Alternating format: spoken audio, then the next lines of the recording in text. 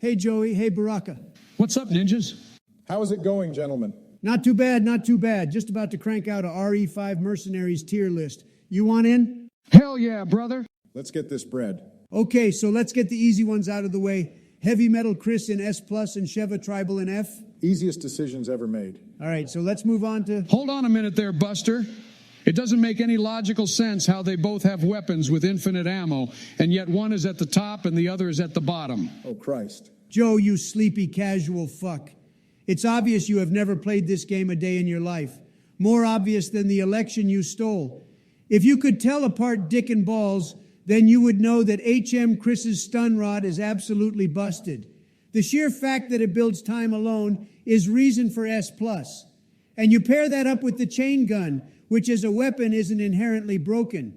But the colossal backpack he gets from it deflects incoming attacks from the rear, including grabs. Tell him, Donnie. But you forgot to mention that the stun rod does triple damage to and also prevents Ouroboros from appearing, which eliminating RNG from disrupting your combos later in the rounds is no joke. Speaking of RNG, the way Heavy Metal Chris manipulates RNG by not having any ammo to speak of almost guarantees useful ammo drops for whatever character your partner is running. And if you are both running HM Chris, then the likelihood of healing items dropping is also increased, which paired with the fact that he is equipped with a melee-proof vest and bulletproof vest, reduces incoming damage from practically all sources, technically making him have a larger health pool than all the other characters. Yeah, suck on it, Sleepy. Well, hold on. Surely Sheva Tribal has some redeeming characteristics. Absolutely not, doggy-ass bitch. Well, hold on, Donald. You might not be being entirely fair. Yeah, she sucks, but she starts with nitrogen rounds in her grenade launcher, which as far as grenade launcher rounds are concerned are S tier. And she has 3 incendiary grenades, which if she is paired with Excella or Josh, give her access to some quick and effective ground melees with double fang. Yeah, you're right. Throw this dumb hoe in F and let's move on. This is taking up too much time. It's been 2 minutes and we only have 2 fucking characters done. I don't want to be here all night. Michelle is going to beat my ass if I miss dinner again. She kind of cute, though. Agreed. All right, let's speed run this shit. Also in S+ tier is Midnight Wesker. His pistol is right at that sweet spot value where you can afford one bad shot on an enemy and redeem a melee. But if you are somehow skillless enough to miss, you can still save it with his Jaguar dash.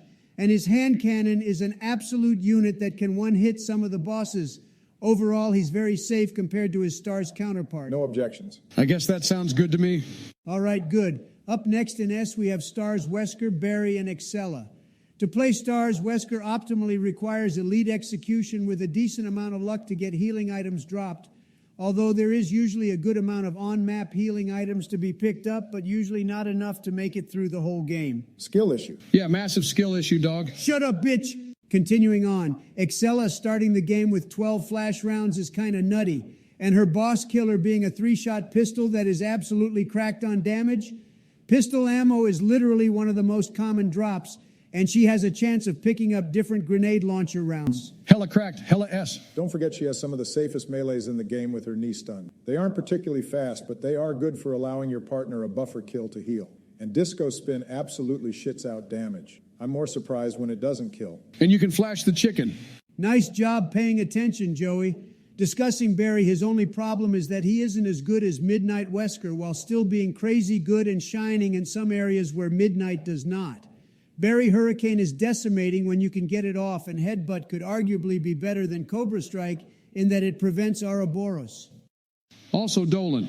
Barry having a larger starting clip in his Magnum compared to Midnight means that he can afford to burn one against a Cephalo or something, and it not hurt him as bad in the late game depending on the map. Hey, he's kind of cooking.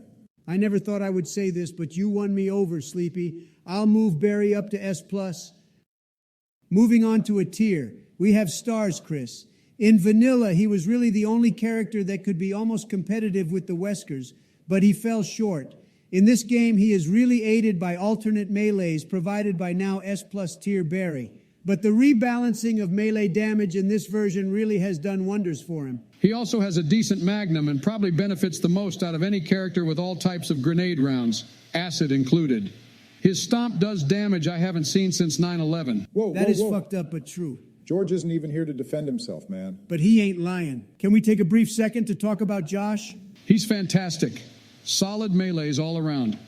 His time bonus melee, the Iron Tackle Dog, has got to be goated. It does so much more damage than any other character's base arm melee attacks. Pistol can hold 100 rounds, and its low damage is counterbalanced by his damaging melees. His shotgun destroys everything in its path. Very solid character and deserving of A. Don't forget the star of the show. His rocket launcher is fantastic and enables you to easily hold bosses into the 140 range. With good map knowledge, you can kill the last boss before they even step foot out of spawn.